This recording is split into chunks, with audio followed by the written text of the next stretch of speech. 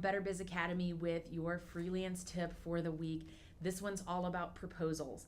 Once you've convinced a client that it's a great opportunity to work together, whether you're on Upwork or whether you're cold pitching somebody or you met somebody at a conference and you need to follow up with a proposal for actual work, a good question to ask is, how much time should I spend on a freelance proposal? This really depends on the scope of the project. So I'm not going to spend that much time on a proposal to write 1 or 5 blog posts for a client. If it's a retainer project, however, or if it's really in depth and we kind of need to break this progress down into several different pieces, I'm probably going to spend an hour or 2 on the proposal.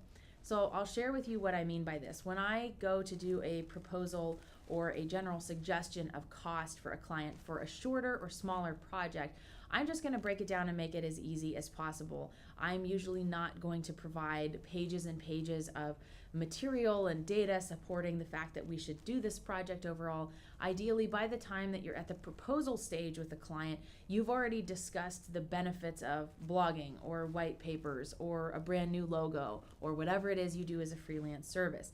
So when you get to the proposal stage, we're really talking about bigger projects.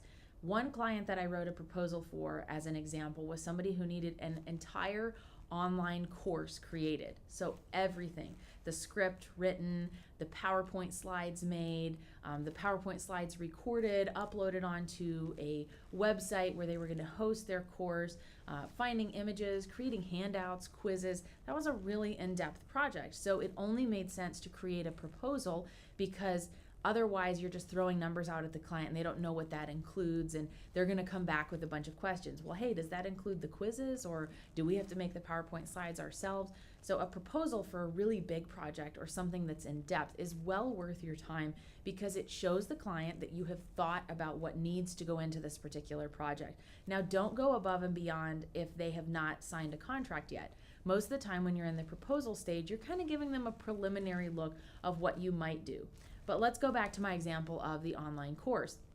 I'm not going to tell the client in the proposal stage every lecture that I'd recommend going inside their course because I don't want to put my time and energy into creating this proposal and then have them try to shop it around somewhere else with my ideas. So what I usually do is give them enough information and perhaps 1 or 2 sample lecture topics so that they can see what it's like to work with me and how I approach this project overall, and then let them decide. You don't need to tell them everything in the proposal.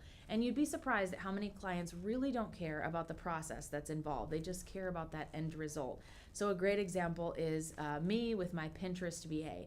I don't know that much about Pinterest, so my virtual assistant does all of it, and that's what she's really great at. So I don't really care how many hours she spends doing it. I just care what the monthly retainer is and kind of in general what that includes to make sure that all of my blogs and videos and all that are being shared on Pinterest as well, with the best practices in the industry. So you don't have to go into too much detail of, if you're a writer, you don't need to say, well, I'm going to spend 2 hours researching every post, and I'm going to spend 3 hours writing it, and then I'm going to spend another hour editing it and running it through Copyscape. Your client doesn't care about that. So don't go into too much detail in your proposal.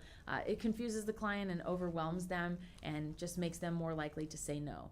Instead, what you want to do is provide enough information about what it's like to work with you without overwhelming them, without going into too much detail. And you're kind of giving it as a teaser, like, here's part of my proposal, here's part of what I would do in this phase of the process. But until they have signed the contract and moved forward, you don't need to give away everything that you would intend to do. So that's something to keep in mind and consider as you approach the proposal process. I usually spend between 1 and 3 hours on a major proposal, and I'm talking thousands of dollars are involved in the project. That's something that you'd want to do probably a timeline. You'd want to explain what your process would be, whether you're going to need to hire other freelancers to help you with this, the order in which you'd recommend completing these things in. That's worthy of a proposal. And you want your proposal to be free of grammar and spelling errors. You want it to look professional, and you want it to be clear for the client. So it's a good idea to write the proposal, step away for a while, and then come back and proofread it once you've had a chance to let things gel in your mind a little bit. For shorter projects, your proposal really shouldn't take that long. I've known people who are submitting bids on Upwork where honestly time is of the essence, and you have a much better chance of getting the client's interest if you reply immediately after they post the ad rather than taking 3 hours to write a response. By that point, they may have hired somebody else. So have a generic proposal template for your service that you can tweak a little bit based on the job posting. So I have one saved on my desktop, for example. It's already got 2 paragraphs of information ready to go that's kind of generic to the services I offer. And then based on the job post, I will specialize and customize it just a little bit. So don't spend so much time on customizing proposals on Upwork. For goodness sakes, I don't understand why people do that. You do not need to spend an hour replying to one job post on Upwork unless it's something where it's a $50,000 project and you need to get this client on the phone. And even then, your primary focus should be getting them on the phone, not submitting a proposal and waiting to see if they'll hear back. You want to prompt them to action with that proposal. So base the time that you spend on the proposal in line with the depth of the project and how many other people are potentially competing for it. If you had a call with the CEO of a company, you're going to want to spend more time crafting that proposal than submitting a blind ad to something on Craigslist or on Upwork where there's multiple other people competing for that one position. But if you met the CEO at a networking event and he said, hey, send me a proposal after you talked about your freelance services, definitely put the time in to show that you did the research about their company, what they need, and how you would approach the project. I hope this helps to clarify the importance of the proposal process, but also why it makes sense to adjust the time you spend based on the type of project at hand.